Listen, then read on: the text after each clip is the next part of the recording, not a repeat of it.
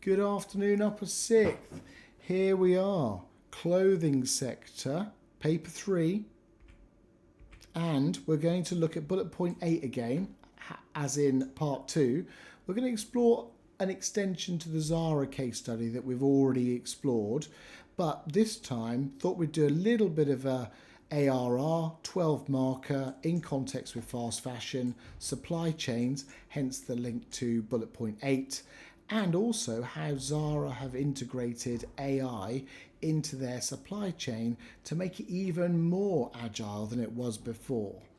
We understand that Zara were at the forefront of fast fashion, just-in-time supply chains, all of those sorts of things. Now with the evolution of AI, this is helping them with their forecasting and making lots more profit. Okay, so we'll have a look at it. So here's the question. Now, first of all, we need to understand that if the chief examiner has written a paragraph above the question, you need to read it. And this is an obvious example with this question. So chief examiner, as in Dobby, has been very kind, and they've put Zara aims up here. So they're aiming to do stuff, offering high quality, fashionable products at affordable prices, whilst enhancing responsiveness during peak time. I want to know what peak time is, or peak season, sorry. I'm not going to presume, I'm not going to just repeat peak seasons. I'm going to be looking for this in the case study in a bit.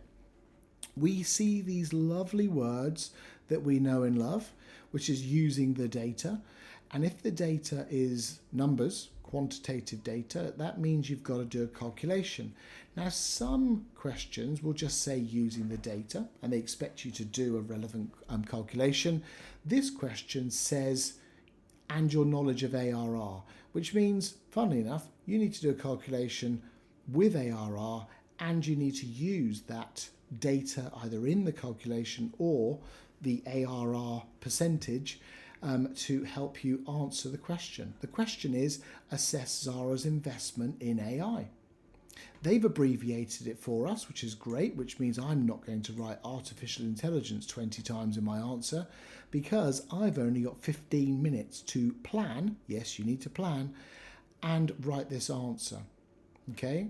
And we'll go through some very quick planning when we go through. The first thing I'm going to be thinking of is clearly what is the formula for ARR, and it's the average annual profit. Now, you may have been taught this version, which is total net profit, number of years and initial costs, and this is actually my preferred formula. They're both the same, by the way, because it helps me to understand what I need to look for in the case study. Number of years, net profit. Yeah, so this could be net profit per year, then times by the number of years, for example. Or they might be generous, like in this one, they give you the total annual profit in the case study. And I'm looking for my initial costs. I'll also be looking for other information to help me question the reliability of this data. Like with any data-related essay question, I'm not just going to take the answers at face value, even though that will be part of my answer. I'm going to look for an opportunity to question it. This is normally a limited amount of years of data. Yeah, so this case study gives you 3 years worth of data, but the project's over 10 years. Well, forecasting 10 years into the future, especially with AI, how quickly is AI changing everything? We need to question the reliability of that. Okay, so we're looking for that. And also, when we've got the residual value, because that's going to be part of this net profit figure, how did they get to it? What was the depreciation method? And maybe I could use that as well. So here's the case study, and we can see that in this case study we've got a very generous chief examiner. I wouldn't expect this to be like this in the real exam, but this is all about practicing using a calculation, quantitative numbers, and using qualitative information to answer the question. So quickly on our plan, we're looking for using the data, so we know we're going to do a calculation. We know what ARR is, so I would write a K next to that to make sure I define it properly, and I'm going to assess the investment in AI. Okay, so this is sort of my hook. but my hook needs measurement. I need something to talk about. And remember, I'm going to assess the investment against the aims. Okay, so I'm going to link this back to the aims, and we've got high quality, fashionable products, affordable prices, and enhancing my responsibility, my responsiveness even to peak season. I want to know where peak season is. Well, luckily it explains it. Okay, fashionable with this being traditional peak sales. Q2, Q4, up to you if you put spring, summer, autumn, winter. If it was me, I'd just be writing Q2 and Q4. We've got a mention of a competitor, so I'm going to mention them by name, and I'm not going to have some abstract rubbish answer that just talks about competitors as this abstract entity. I've got loads of numbers here, sales, all sorts, so we should be okay. Okay, we've got 30% reduction in lead times. There's lots of information here. You should pause the video, plan this, have a go is my advice, and then on the next slide we'll walk through a potential answer. There's no perfect answer, by the way, but look at this beautiful data up here. You should be able to answer this really well. Did you pause? I don't think so. Okay, so first of all we need to write our formula in words. Now we are going to write this at the top of our answer sheet. The reason we do that is because the examiners will not see your data extract. So if you write your ARR calculation on the data extract and it's wrong, the examiners won't be able to see where you've gone wrong. And if you just dump in the wrong answer into your paragraphs for this 12 marker, it's going to be wrong. Show your workings at the top of the page. Hopefully you'll get it right, so you'll be fine. If you get it wrong, then they might be able to give you a bit of a benefit of the doubt there. Error carried forward type argument. You're not going to get level 4, but you might get reasonable level 3. So make sure you're using the data. Show your calculations. Your maths teachers since prep school have been telling you to show your workings in maths. There are marks for it in GCSE maths. Make sure you show your workings. So we are going to look for this information. So total net profit, well, luckily we've got 20 million above the trend line for gross profits. If I wanted total, I would times that by the amount of years, that'd be 200. And in that total profit figure, we've also got the residual value of 30 million pounds. That times 10 plus that, 230 divided by that is 23. Okay, we know our initial costs are 150 million because they're there, and if it's not listed like this in the exam paper, which it probably won't be, then we're going to go and find it in the paragraphs, aren't we? Because this is easy maths. So here's our calculation, there's our answer, and that will be at the top of my page somewhere, and I'll show you an illustration of that on the next slide. Also, this is a gift, an early Christmas present from Dobby, because straight line means, sorry Investopedia for borrowing your graphic, means we're going to depreciate this in the standard thing every single year until obviously the 10 years. Now the great thing with that is fast fashion is a dynamic market, and AI probably makes it more dynamic. So AI itself is dynamic, so maybe brand new AI will come out very quickly, and therefore my 30 million residual value might actually be a little bit ambitious, maybe. And we're in a dynamic market as well. Lots of reasons to question the reliability of the numbers. Okay, so good. So moving forward, here's our question. Remember, our hook is to assess it.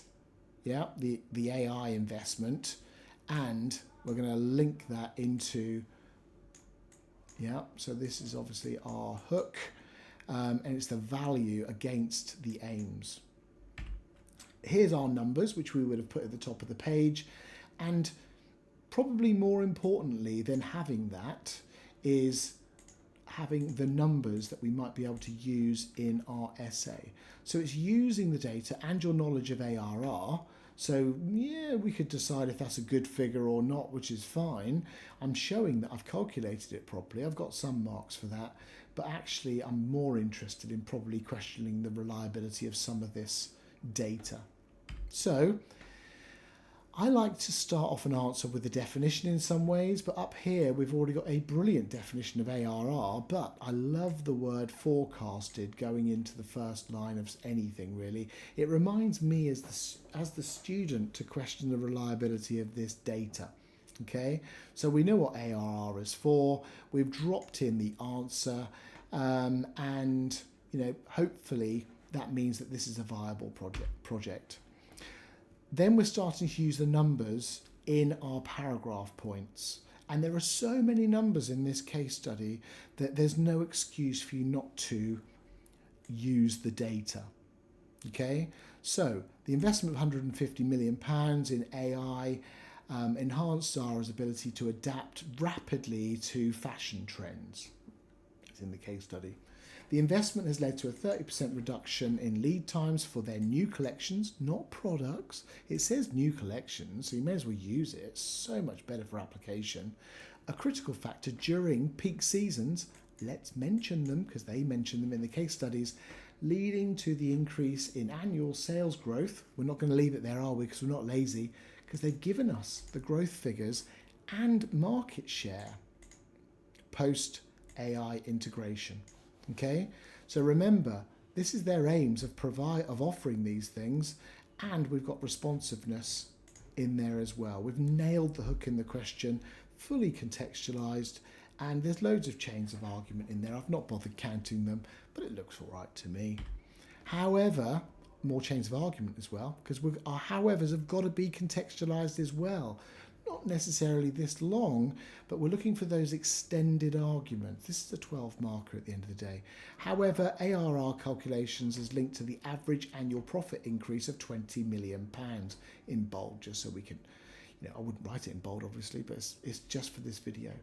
And an initial investment of 150 million, which is based on data spanning a relatively short period of time, 3 years actually. Considering the rapid pace of technological evolution, particularly in AI, bringing a bit of my own knowledge in here, there's a risk that the anticipated benefits might not be sustained in the long term, which might impact the reliability of the ARR as a forecasting tool. Mentioned it up there, did it down there as well. I've even mentioned reliability. It's in the mark scheme, so why not use the word? The enhanced demand forecasting and inventory management facilitated by AI improved Zara's agility in changing markets. Yep, states it. And is linked to Zara's commitment to affordability and sustainability. Look, nailed the hook. This alignment is seen by the projected sales growth increases during peak season. Projected. What a lovely word. And let's put the numbers in because it's in the case study for extra context. These figures show the benefits of AI integration.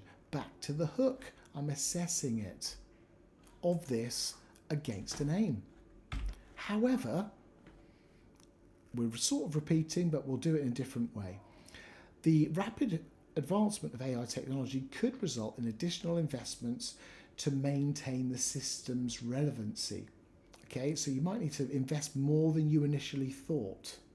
Okay, we're questioning this really because it doesn't mention any future investment, does it? Potentially impacting long-term effectiveness of the ARR figure, currently predicted on a residual of £30 million for a useful life of 10 years. Overall, let's answer the question, hey, Zara's 150 million investment in AI technology is a good strategic decision. Assess it, is it good or bad? Let's make sure we justify in context, hey? Without this investment, Zara risks falling behind in the fast-paced fashion industry where agility and responsiveness are key to capturing market trends and consumer preferences. Without the investment, they might fall behind. Sort of the same argument, but a different one. And if the competitors invest in similar technologies, they could outpace Zara, seizing greater market share. We mentioned that was a benefit earlier, didn't we? Yeah.